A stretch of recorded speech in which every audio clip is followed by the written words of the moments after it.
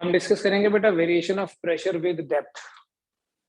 ठीक है, मतलब क्या हुआ इस बात का, हाइड्रोस्टैटिक कंडीशन में हम कोई लिक्विड ले लेंगे, किसी कंटेनर में सपोज करो कोई लिक्विड है,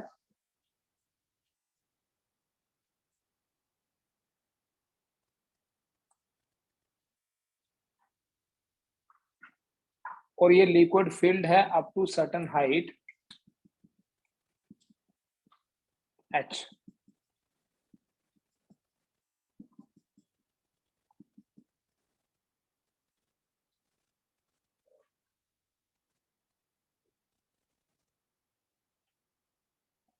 h हाइट तक किसी कंटेनर में कोई लिक्विड फिल्ड है।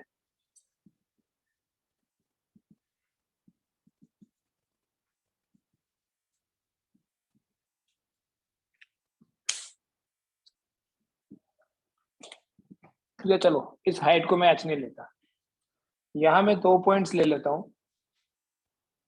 लेट अस से x एंड y, और ये पॉइंट्स वर्टिकली सेपरेटेड है by some distance and that is h।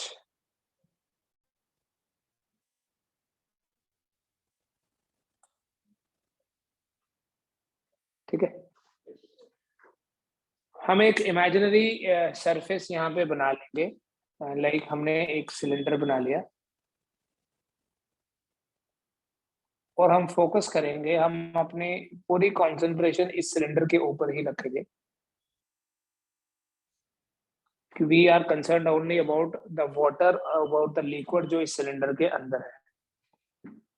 ठीक है, लेट, या ऐसे लिखो, consider a liquid of density rho,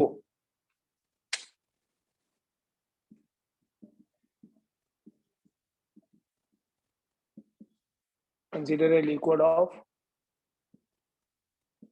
density rho in a container.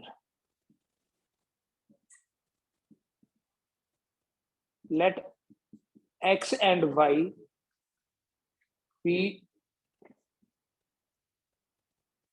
2 points which are vertically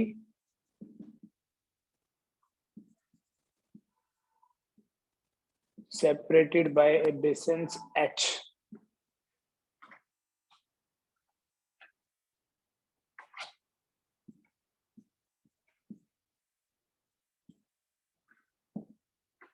Dry cylinder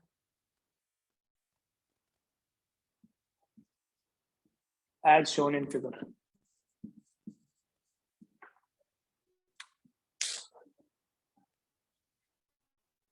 ठीक है, सिलेंडर ड्रॉ कर लेंगे। ये सिलेंडर बेसिकली कोई ऐसा सिलेंड्रिकल सरफेस अंदर प्रेजेंट नहीं है। इस सिलेंडर की जगह हम ऐसा भी मान सकते थे, इस तरह से कोई क्यूबाइड ले लिया। सिलेंडर को थोड़ा सा एनालाइज करना इजी है, इसलिए we have taken a cylinder. Let P1 and P2 be the pressures at x and y respectively। Suppose यहाँ जो प्रेशर है वो है P1, यहाँ प्रेशर है P2। तो various forces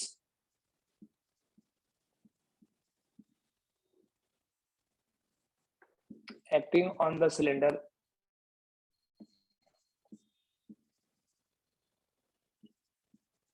are: number 1, force F1 equals to P1A। ये A है बेटा, एरिया ऑफ सिलेंडर, और ये जो फोर्स है इस लिक्विड के कारण यहां लग रही है, this force is directed downward. दूसरी जो फोर्स होगी वो होगी weight W equals to mg, पहले देख लो बाद में लिखना, that is equal to rho AH into g. Mass होता है डेंसिटी इंटू वॉल्यूम। ठीक है, ये डेंसिटी हमने रो ली है, ये वाला वॉल्यूम कितना हुआ A इंटू एच, इंटू जी, और ये भी डाउनवर्ड है, वेट तो होता ही डाउनवर्ड है, और जो यहाँ पर लिक्विड है ये इसके ऊपर की तरफ फोर्स लगाएगा। So force F2 equals to P2A, this force is directed, अब लिख लेना अपवर्ड। जो यहाँ समझ लो पहले, इसके ऊपर जो लिक्विड है, इसके कारण जो यहाँ वेट पड़ रहा है, जो यहाँ प्रेशर पड़ रहा है, उसके कारण जो फोर्स होगी वो होगी P1A। जो यहाँ लिक्विड है इसके कारण जो है दैट इज P2A, एंड इसके अंदर जो लिक्विड है उसका वेट भी तो डाउनवर्ड डायरेक्टेड होगा। So these are the three forces acting on the cylinder. Draw करो इनको।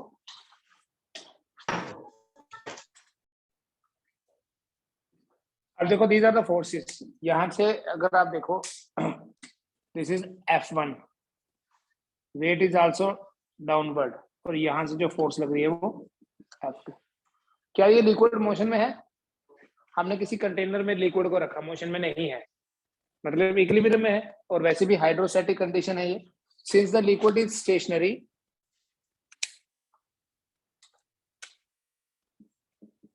since the liquid is at rest, therefore the net force acting on it is zero। Net force zero है, net force zero होगी मतलब जितनी downward उतनी upward. therefore we can say that F1 plus W is equal to F2 P1A plus rho GH into A, rho AH into G था, एक ही बात है। रो AH हो गया मास, into G is equal to P2A।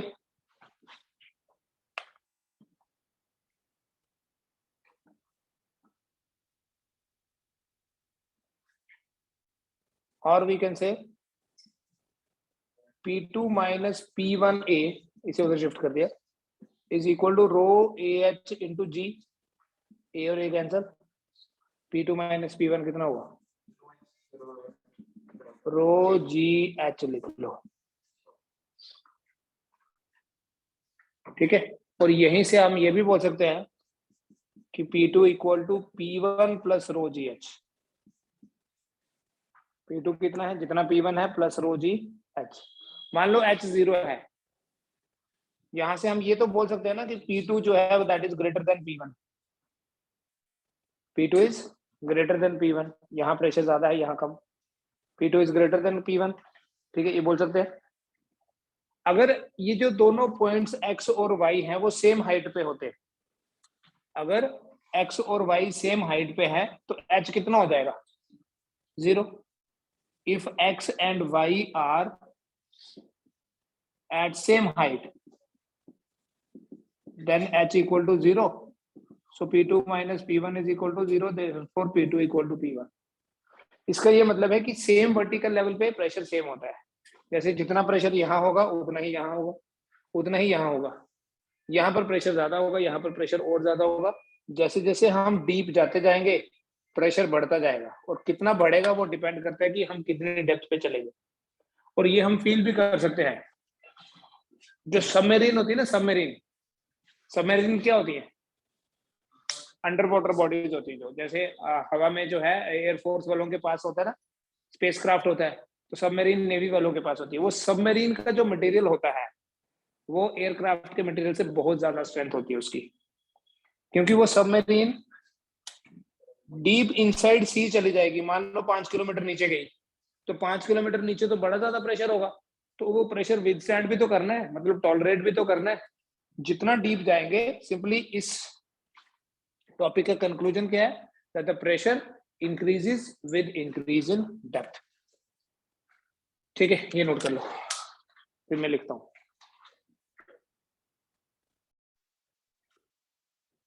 क्या बोलेंगे बेटा, therefore the pressure increases with increase in depth from the surface of liquid।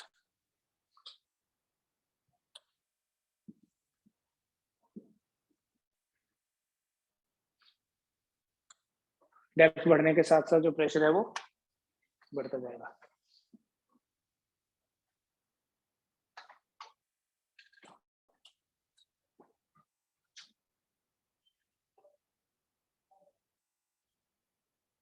बेटा अगर कोई, अब ये जो हमने सिलेंडर इमेजिन किया था इसको भूल जाइए। अगर कोई कंटेनर है जिसमें लिक्विड है हमारे पास, यहाँ टॉप सरफेस पे प्रेशर कितना है? सबसे कम, वो है एटमॉस्फेरिक प्रेशर। वैक्यूम थोड़ी है यहाँ, जीरो थोड़ी है प्रेशर। ठीक है, अगर किसी के कोई भी हमारे पास कंटेनर है उसमें पानी रखा है कोई, तो टॉप सरफेस जो है, जो open to the atmosphere surface है, वहाँ एटमॉस्फेरिक प्रेशर है। फिर यहाँ पर प्रेशर कितना होगा? मान लो यहाँ P1 है, तो वो होगा P0 प्लस रो जी इंटू ये वाली हाइट। ठीक है, देखना ऐसे, मान लो यहाँ प्रेशर है P1, H1 डेप्थ पे प्रेशर है P1 और H2 डेप्थ पे प्रेशर है P2। What is P1 minus P0? Rho g H1। P1 minus P0, pressure difference अभी हमने पढ़ा ना, P1 minus P0 is rho g H1 and what is P2 minus P0? Rho g H2।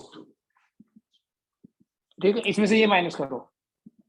Therefore P2 minus P0 minus P1 plus P0 is equal to rho g H2 minus H1।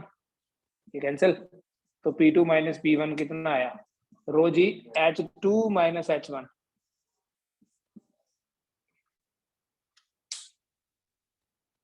ठीक है, P2 minus P1 is rho g H1 which means वही result कि P2 जो है that is P1 plus row g H। ठीक है, इसको आपने नहीं लिखना तो कोई प्रॉब्लम नहीं है, लेकिन हम ये जो टॉपिक है हमारा pressure increases with increase in depth, अगर इसको हम ग्राफिकली देखना चाहें,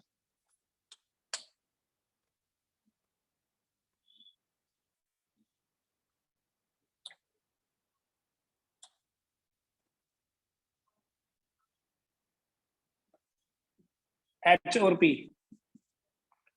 एट H इक्वल टू 0 जो प्रेशर है वो है P0।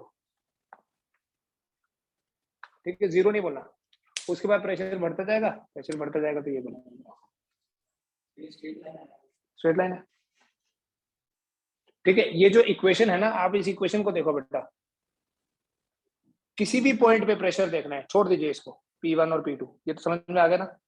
मान लो यहाँ से H डेप्थ प्रेशर नीचे देखना है, यहाँ प्रेशर अगर P है तो जनरली क्या बोलेंगे? P minus P0, P minus P0 is equal to rho g H। क्या हम ये बोल सकते हैं that P equal to rho g H plus P0? क्या ये इक्वेशन वैसी है? Y is equal to mx plus c, straight line की इक्वेशन। ठीक है, x0 मतलब h की वैल्यू यहाँ अगर 0 होगी, ये रो जी तो कांस्टेंट है, अगर x0 है यहाँ x की जगह h है, y की जगह p है। अगर h 0 है तो y किसके बराबर है? c के। यहाँ से p कितना आएगा? P0 ये, उसके बाद ये बढ़ता जाएगा। और अगर इसी ग्राफ में आपको ये भी देखना है, ये थीटा है ना, ग्राफ देख के बताएंगे tan थीटा कितना होता है ना, ग्राफ देखने की जरूरत नहीं है। P equal to rho g H plus P0, y equal to m x plus c, तो tan थीटा तो m होता है, तो यहाँ h का कोफिशिएंट क्या है? रो इंटू जी। करना हो तो कर लो, कैसे करोगे? ये आपके पास आएगा P माइनस P0 और ये आपके पास है h, तो बताओ tan थीटा कितना है? P minus P0 divided by h, और इस इक्वेशन से देखो P minus P0 divided by h तो रो जी। देखो फिर,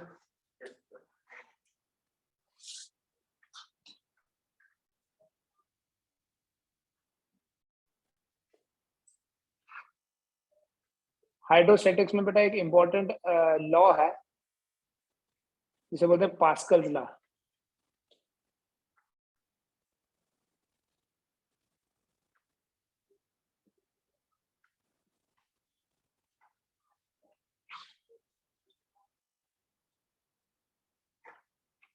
किसी भी स्टेशनरी फ्लूइड को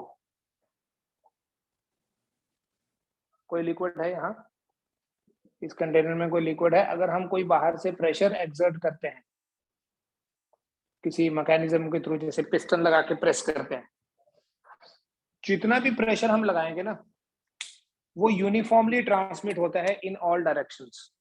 मतलब अगर यहाँ से एक्सटर्नल कोई प्रेशर लगाया PEXT, तो इधर भी PEXT, इधर भी PEXT, नीचे भी PEXT।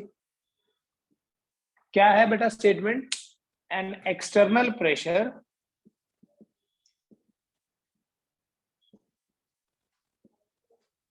applied to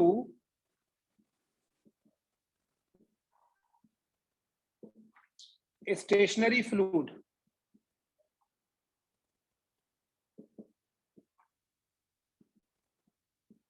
is transmitted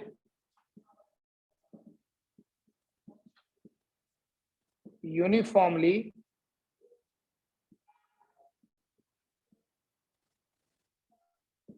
throughout the fluid।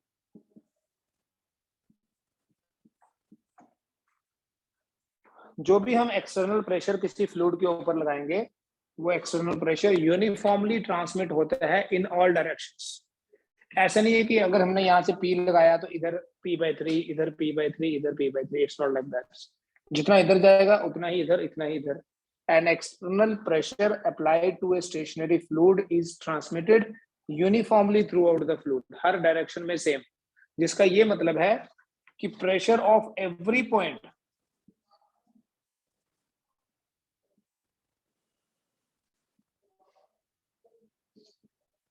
will increase by same amount।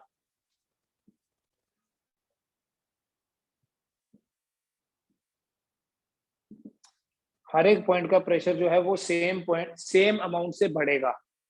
कैसे बढ़ेगा? जो हम प्रेशर लगाएंगे, जैसे अगर ये कंटेनर है, इस पॉइंट पे अभी प्रेशर P1 है और यहाँ P2 है, जब हम कोई एक्सटर्नल प्रेशर लगाएंगे ना तो यहाँ हो जाएगा P1 प्लस PXT और यहाँ भी हो जाएगा P2 प्लस PXT। हर एक पॉइंट का प्रेशर सेम अमाउंट से बढ़ेगा और इसलिए अगर कोई पॉइंट्स दो हैं, जितना यहाँ इतना यहाँ, इनका डिफरेंस पहले जितना था अभी भी उतना ही रहेगा डिफरेंस। जो भी हम एक्सटर्नल प्रेशर लगाते हैं वो यूनिफॉर्मली ट्रांसमिट होता है इन ऑल डायरेक्शंस। जैसे ये स्टेटमेंट लिख ली,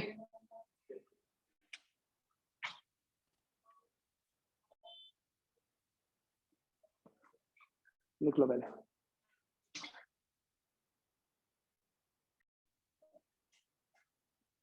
इसमें सपोज एक कंटेनर में हमारे पास ना 4 पिस्टन,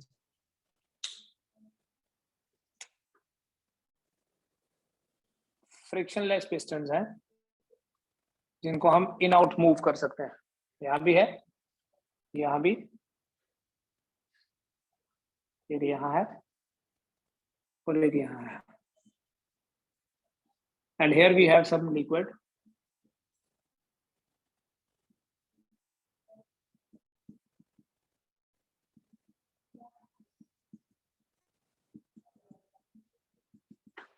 इस कंटेनर में कोई लिक्विड है, ये पिस्टन है।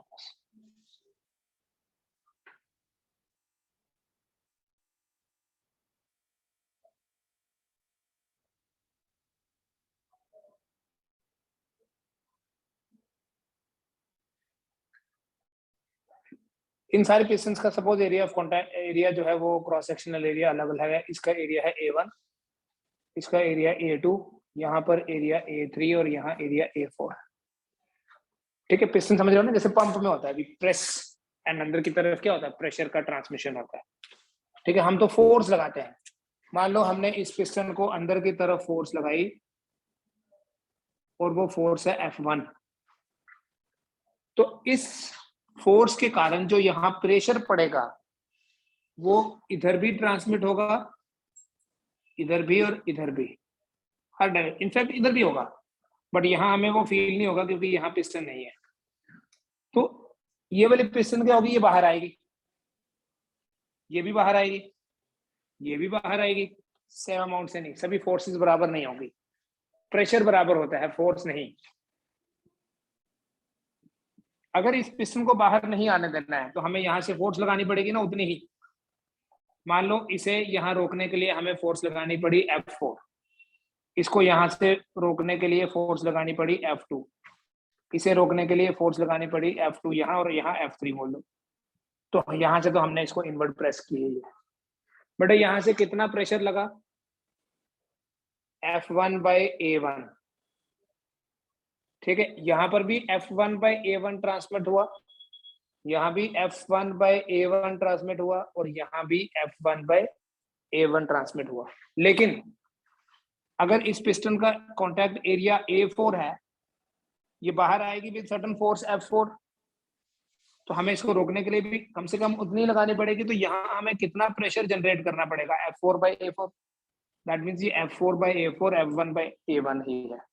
और अगर आप यहाँ देखो, इसे रोकने के लिए हमें फोर्स लगानी पड़ी F2, तो हम कितना प्रेशर लगा रहे हैं? फोर्स पर यूनिट एरिया होता है प्रेशर, तो दैट इज F2/A2। लेकिन इधर से कितना लग रहा है? अब इसको इक्विलिब्रियम में रखना है, तो ये दोनों बराबर, ऐसे ही ये। तो जो अप्लाइड प्रेशर है वो है F1/A1, it would be equal to F2/A2 will be equal to F3/A3, और जो भी एक्सटर्नल प्रेशर हम लगाते हैं दैट इज ट्रांसमिटेड यूनिफॉर्मली। तो अगर हमें F1 और A1 की वैल्यूज पता है और यहाँ से A4 की वैल्यू पता है, F1 भी पता है, A1 भी पता है और A4 भी पता है, तो हम ये पता कर सकते हैं कि इसे रोकने के लिए कितनी फोर्स लगानी पड़ेगी। ठीक है, ये एरियाज तो नाउन होंगे ना, एरिया ऑफ क्रॉस सेक्शन है, हम कोई सी भी फोर्स पता कर सकते हैं अगर हमें अप्लाइड फोर्स पता हो तो। ये जो छोटी सी स्टेटमेंट है जिसको पास्कल्स लॉ बोलते हैं, it has very very wide applications. जैसे थोड़ा सा आइडिया देता हूं बेटा, एक इंपॉर्टेंट इसकी एप्लीकेशन है, इसको बोलते हैं हाइड्रोलिक लिफ्ट।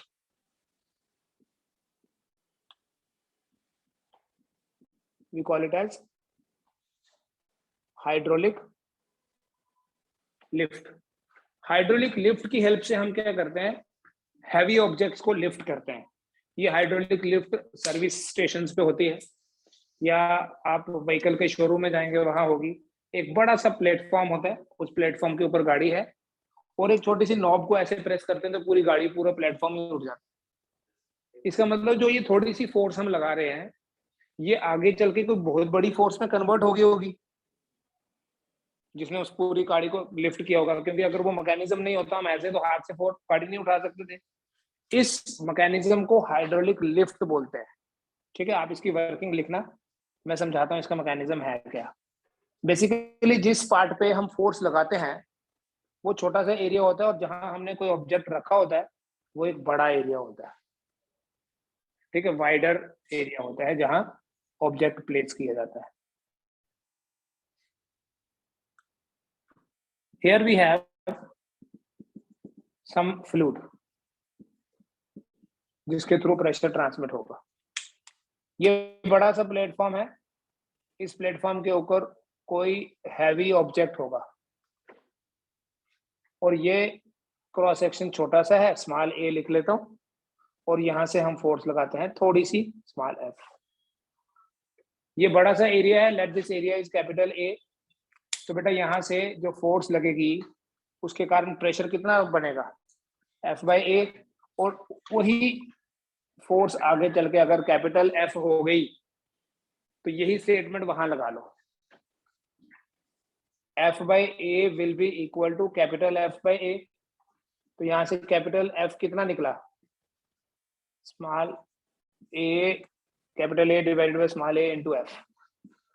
बेटा ये जो कैपिटल A है ये तो बहुत बड़ा होगा, ये तो बड़ा, तभी तो कार ऊपर रख पाएंगे A से, इसलिए F बहुत बड़ा होगा। मैं आपको ये न्यूमेरिकल वैल्यू दे के समझाऊंगा, आप ये नोट कर लीजिए। हाइड्रोलिक लिफ्ट का वर्किंग तो समझ में आ गया ना। पास्कल लॉ पे बेस है, जिधर हम फोर्स लगाते हैं वो छोटा सा एरिया होता है, उस एरिया के ऊपर जब हमने फोर्स लगाई तो प्रेशर जनरेट हुआ, वो प्रेशर यूनिफॉर्मली ट्रांसमिट होता है टू द अदर एरिया। देखो ऐसे समझना, पास्कल लॉ सेज कि प्रेशर यूनिफॉर्मली ट्रांसमिट होता है, मतलब प्रेशर कांस्टेंट। प्रेशर मतलब फोर्स अपॉन एरिया कांस्टेंट, इसका मतलब फोर्स जो है वो डायरेक्टली प्रोपोर्शनल है एरिया। तो जो बड़ा एरिया होगा वहां ज्यादा फोर्स लगेगी और जो छोटा एरिया है वहां कम फोर्स है, तभी प्रेशर सेम रहेगा। इसको नोट करो, मैं एक क्वेश्चन दूंगा।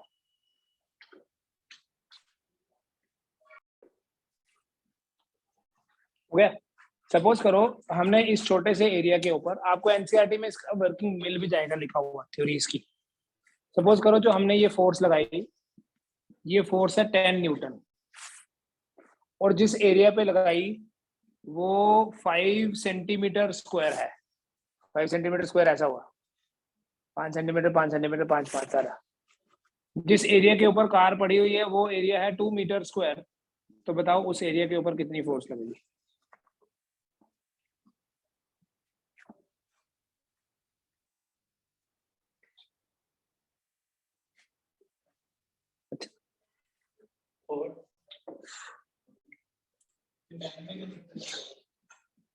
F by A equals to F by A है, तो कैपिटल एफ क्या हो गया?